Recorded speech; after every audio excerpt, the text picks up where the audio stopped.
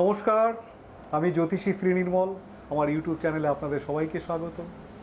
তো যারা আমার নিয়মিত অনুষ্ঠান ফলো করেন তারা প্রত্যেকেই জানেন যে আমি মূলত অ্যাস্ট্রোলজি সংক্রান্ত বিষয় নিয়ে আমি বেশি কথা বলি, যে আমাদের গ্রহগত অবস্থান আমাদের জীবনকে কিভাবে প্রভাবিত করে, আমাদের সেই ক্ষেত্রে কোন পথটা বেছে নেওয়া ঠিক হবে, বা আমার যদি কোনো গ্রহগত সমস্যা থাকে সেটা কি উপায়ে আমরা বের করে সেই সমস্যা থেকে বেরিয়ে আসতে পারি, এই সংক্রান্ত বিষয় আমি বলি। তার সাথে আমি নানা প্রকার টোটকা আমি দিয়ে থাকি, নানা রকম সমস্যাজনিত। তো আজকে একটু আলাদাভাবে একটা অনুষ্ঠান আমি করতে চাইছি। সেটা হচ্ছে আমাদের জীবনে এই যে 7টা চক্র, এই যে আমাদের অধিষ্ঠান চক্র, আজ্ঞা চক্র, অনাহত চক্র, এই যে আমাদের শরীরে এই যে 7খানা চক্র থাকে, এই চক্রকে আমরা কিভাবে ব্যবহার করব, এই চক্রকে আমরা কিভাবে চিহ্নিত করব, এই প্রত্যেকটা চক্রের আলাদা আলাদা কীরকম তার কার্যকরী ক্ষমতা, এই নিয়েই আজকে আলোচনা। তো শুরুতে বলে রাখি যে এই চক্র কিন্তু আমরা সঠিক অর্থে ব্যবহার করতে জানি না। কারণ সেটা সঠিক অর্থে ব্যবহার করতে হলে তার জন্য আমাদের হতে হবে একজন সাধক। এটা একটা ভীষণ রকম গবেষণার বিষয়। আমরা কিন্তু সাধারণ সংসার জীবনে থেকে আমরা কিন্তু সেই সাধনা করতে পারবো না। তো এই যে 7টা চক্র, তার মধ্যে আজকে যেই চক্রটা নিয়ে আলোচনা করব সেটা হচ্ছে, প্রত্যেকটা চক্রেরই তার আলাদা নিজস্ব ব্যাখ্যা রয়েছে, কিন্তু আমি আজকে আজ্ঞা চক্র, অর্থাৎ দুটো ভুরুর মাঝখানে যে আজ্ঞা চক্র অবস্থান করছে, এই আজ্ঞা চক্র নিয়ে আমি কিন্তু আজকে কথা বলব। তো আজ্ঞা চক্র নিয়ে কথা বলতে গেলে ছোট্ট করে একটা গল্প দিয়ে শুরু করতে হয়, ভালো লাগবে আশা করি আপনাদের। তো এই আজ্ঞা চক্র বা এই আজ্ঞা চক্রের বিষয়ে যে গল্প, সেটা কি প্রকার? সেটা হচ্ছে, ভগবান যখন মানুষ সৃষ্টি করেছিলেন, তো ভগবান ভীষণ খুশি, যে ভগবান ভেবেছেন যে মানুষ আমার সবচেয়ে শ্রেষ্ঠতম আবিষ্কার। কারণ এই মানুষকে আমি সম্পূর্ণ পঞ্চ ইন্দ্রিয়, তাদের সমস্ত রকম বুদ্ধিদীপ্ত, সমস্ত দিক থেকে পরিপূর্ণতায় আমি এই মানুষ জাতিকে আমি সৃষ্টি করেছি। তো ভগবানের কাছে প্রথম মানুষ যা চাইতেন, ভগবান কিন্তু তাই প্রদান করতেন। এইবার মানুষ জাতি আমরা এমনই যে আমাদের জীবনের কিন্তু চাহিদা, আমাদের জীবনে চাওয়ার কিন্তু শেষ নেই। সে যতই পাক না কেন, তার কিন্তু ততই চাই। তো ভগবান দেখলেন এই মানুষ জাতি এক বিচিত্রময় এক প্রাণী, এদের জীবনের কিন্তু চাওয়ার কিন্তু কখনোই শেষ নেই। তো ভগবান দেখলেন তাদের সমস্ত গুণ সম্পূর্ণভাবে বানাবার সত্ত্বেও তারা কিন্তু সবসময় আমার কাছে খুব সহজেই সব কিছু চাইছে পাওয়ার আশায়। এটা তো ঠিক হতে পারে না, তাতে তো তাদের নিজের কর্মক্ষমতা হারিয়ে ফেলবে, আমার এই সৃষ্টির তো আস্তে আস্তে অবক্ষয় হবে। তখন ভগবান কি করলেন, মানুষের থেকে নিজেকে সরিয়ে রাখার, লুকিয়ে রাখার চেষ্টা করলেন। তার সাথে ভগবান এটাও ভাবলেন, এই মানুষকে আমি এই সুবুদ্ধি, এই চতুরভাবে যে আমি তৈরি করেছি, আমি তাতে যেখানেই লুকোই না কেন, তাদের কিন্তু এই বিচার বুদ্ধিতে, তাদের এই প্রখর বুদ্ধি দ্বারা আমাকে কিন্তু তারা খুঁজে নেবেই। তো ভগবান ভীষণ রকমভাবে বিচলিত যে আমি কোথায় লুকোই। ভগবান কি করলেন, তখন দেখলেন যে না, এই মানুষের মধ্যেই আমি প্রতিষ্ঠা লাভ করি, আমাকে কিন্তু তাহলে তারা চট করে খুঁজে পাবে না। এটা একদম সত্যি কথা। কারণ আমরা কোনো কিছু হলে আমাদের কিন্তু সবসময় আমরা বাইরের দিকেই খুঁজি। আমাদের জীবনে যদি কোনো কিছু ব্যর্থতা আসে, আমাদের জীবনে যদি কোনো জায়গায় কোনো সমস্যা আসে, তার জন্য কিন্তু আমরা সবসময় কাউকে না কাউকে দায়ী করি। আমার যদি এটা না হয়, তাহলে আমি জানবো যে এই মানুষটার জন্য কিন্তু আমার এটা হয়নি, তার জন্য আমার এটা হয়নি। সবসময় মানুষ কিন্তু আমরা বাইরের সমস্ত দিকে কিন্তু দোষারোপ করি যে সময়টা আমার ঠিক ছিল না, এই লোকটার জন্য কিন্তু আমার এটা হয়নি, বা আমার কিন্তু ওই লোকটা আমার জন্য এই কাজটা করলো যার জন্য আমি এটা পেলাম না। মানুষের দোষারোপ করার কিন্তু একটা ভীষণ রকম প্রবণতা রয়েছে, কিন্তু নিজের কোথায় ভুল রইল, নিজের কোথায় খামতি রইল, নিজেকে কিন্তু সে যাচাই করার চেষ্টা করে না। এটাই মানুষের ক্যারেক্টার।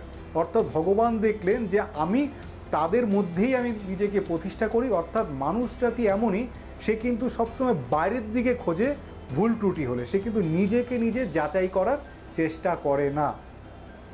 তো এর জন্য কি হলো, আমরা কিন্তু নিজেকে নিজেদেরকে যাচাই করতে পারি না, নিজেদেরকে নিজেরা আমরা ঠিক সেইভাবে আবিষ্কারই করতে পারি না যে আমাদের মধ্যে কি ক্ষমতা রয়েছে, সেই ক্ষমতাকে আমরা যাচাই করে তার সৎ ব্যবহারই করতে পারি না। তো এই যে 7টা চক্র, এই 7টা চক্রের মধ্যেই কিন্তু ভগবানের অবস্থান। এই চক্রগুলোকে আমরা কিভাবে চিহ্নিত করব। তো আজকে মূলত যেহেতু আমি আজ্ঞা চক্র নিয়ে আমি বলেছি আলোচনা করব, এই আজ্ঞা চক্র প্রত্যেকটা মানুষের এই কপালে কিন্তু অবস্থান করে, অর্থাৎ ত্রিনয়ন, দিব্য দৃষ্টি, এই আজ্ঞা চক্রেই কিন্তু তার অবস্থান। আমরা কিন্তু যেমন আমরা বলি যে আমার কপাল খারাপ বা আমার কপাল ভালো, আমরা কিন্তু বলি না মাথা খারাপ মাথা ভালো, হ্যাঁ বলি, সেটা অন্য প্রসঙ্গে, কিন্তু আমরা কিন্তু আমাদের জীবনের ব্যর্থতা, আমরা কিন্তু বলি আমাদের কপাল খারাপ, তাই আমরা কিন্তু এই সমস্যাটা হয়েছে। আমরা কিন্তু কপালকে দায়ী করি। কেন কপালকে দায়ী করি? আমাদের এই কপালে আজ্ঞা চক্রের অবস্থান, আমাদের এই কপালে আজ্ঞা চক্রের অবস্থান, এই কপাল আমার এর জন্য দায়ী। তো কপাল কেন দায়ী হল, কিসের জন্য দায়ী হল, সেটা কিন্তু আমাদের জানতে হবে। আর এই কপাল যদি সত্যিই দায়ী হয়ে থাকে, তাহলে সেখানে আমাদের কি করণীয় সেটাও কিন্তু জানতে হবে। এই নিয়ে কিন্তু আজকের আজ্ঞাচক্রের সাথে আমি আরও কিছু জিনিস যেটা বলবো, সেটা হচ্ছে এই যে আমরা নানা প্রকার তিলক পরি, আমরা জামাই ষষ্ঠীতে তিলক, ভাই ফোঁটায় তিলক, বাড়িতে একটা হোম হলো তিলক, বা কোনো পুজো পাঠ হলো একটা তিলক, সব কিছু তিলক কিন্তু আমরা কপালে পড়ি। এটার ব্যাখ্যাটা কি? আর এই তিলক কিন্তু নানা প্রকারে হয়, সবকটা কিন্তু আলাদা আলাদা দ্রব্যগুণ। যেমন সিঁদুরের তিলক, অনেকে মধুতে মেখে তারপরে পরে, অনেকে ঘিয়ে মেখে পরে, আবার অনেকে আছে অগুরুতে মেখে সিঁদুরের টিপ পরে। এই যে প্রত্যেকটা জিনিস আলাদা আলাদা পড়ে। আবার দেখবেন মুনি ঋষিরা তাদের মস্তিষ্ক ঠান্ডা রাখার জন্য, তাদের মানসিক একাগ্রতা আনার জন্য তারা চন্দন কপালে এইভাবে লেপে দিতেন। কেন দিতেন? তাহলে তাদের মস্তিষ্ক ঠান্ডা থাকে, আজ্ঞাচক্র ঠান্ডা থাকে। এই আজ্ঞাচক্র যদি আমাদের নিয়ন্ত্রণ করে থাকে, তাহলে আমি কোন ধরনের তিলক আমার জন্য ঠিক, যেটা কিনা আমার আজ্ঞাচক্রকে সঠিকভাবে পরিচালনা করবে। তো এটা এমনই একটা বড় সাবজেক্ট, এই বিষয় নিয়ে বলতে গেলে আরেকটা অনুষ্ঠান আমাকে করতেই হবে, আমি করব। তো আজকে সামান্য ছোট ছোট বিষয়ে কিছু টাচ করে যাই। এই যে আজ্ঞা চক্র, এই চক্রের প্রত্যেকটা চক্রের মধ্যেই যে ভগবানের অবস্থান, এই ভগবানের অবস্থানকে আমরা সঠিকভাবে সব কিছু কিন্তু আমরা আমাদের, হ্যাঁ অবশ্যই আমাদের কর্ম কিন্তু আগে, আমাদের কর্ম দ্বারাই কিন্তু আমরা ফল লাভ করি, তার সাথে অবশ্যই থাকে কিন্তু ভাগ্য। ভাগ্যের কিন্তু একটা ব্যাপার থাকে, সেটা হচ্ছে কি আমাদের প্রত্যেকের মধ্যে কিছু নেগেটিভ এনার্জি, কিছু পজিটিভ এনার্জি থাকে। আমাদের কি করতে হবে? এই নেগেটিভ এনার্জিগুলোকে নষ্ট করতে হবে, আর এই পজিটিভ এনার্জিগুলো সেগুলোকে চিহ্নিত করতে হবে, সেগুলোকে সৎ ব্যবহার করতে হবে। এটা কিন্তু করে কে? এটা হচ্ছে আমাদের আজ্ঞাচক্র, যার জন্য আমরা কিন্তু নানা রকম আমরা কপালে তিলক পরি। যেমন ছোট ছোট ছেলে মেয়েরা পরীক্ষা দিতে গেলে আমরা ছোটবেলা থেকে দেখে এসেছি, বাবা মা কি করে, কপালে একটা দইয়ের তিলক পরিয়ে দেয়। কেন পরায়? এই দইয়ের তিলক পরলে কি হবে? আমাদের মস্তিষ্ক ঠান্ডা থাকবে। এখানে ঐশ্বরিক ব্যাপার, এটা হচ্ছে মেন দ্রব্যগুণ।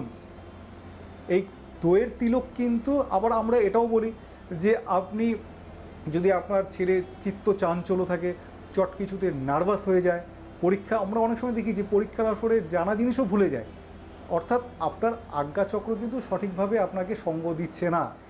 এটা নানাভাবে হতে পারে, নানা ক্ষেত্রে হতে পারে। আপনি আপনার অফিসের বসের সুনজরে আসছেন না, আপনার প্রেমিকা আপনাকে ভুল বুঝছে, আপনি আপনার যোগ্যতা অনুসারে আপনি কিন্তু 5 জনের থেকে সেই বেনিফিট পাচ্ছেন না, আপনি লোকচক্ষুর অগোচরে রয়ে যাচ্ছেন। এটা কিন্তু জানতে হবে আপনার আজ্ঞাচক্র আপনাকে এই সমস্যাগুলো দিচ্ছে। এই যে প্রত্যেকটা সমস্যার আলাদা আলাদা কিন্তু ধর্মীয় ব্যাখ্যা রয়েছে, আলাদা আলাদা দ্রব্য গুণ রয়েছে। এই তিলকগুলোও কিন্তু ঠিক তাই, এর ওপরেই কিন্তু এই তিলকগুলোর ভিত্তি হয় যে আপনার জন্য কোন তিলকটা ঠিক, আপনি কোন তিলকটা পরবেন, কোন তিলকটা আপনার আজ্ঞাচক্রকে সঠিকভাবে নিয়ন্ত্রণ করবে। তো তো এই বিষয় এটা একটা অনেক বড় সাবজেক্ট, এই নিয়ে কিন্তু আপনাদের আরও কিছু আমি তথ্য আপনাদের সামনে তুলে ধরবো, কারণ এই আজ্ঞাচক্রই কিন্তু আমাদের প্রধান চক্র।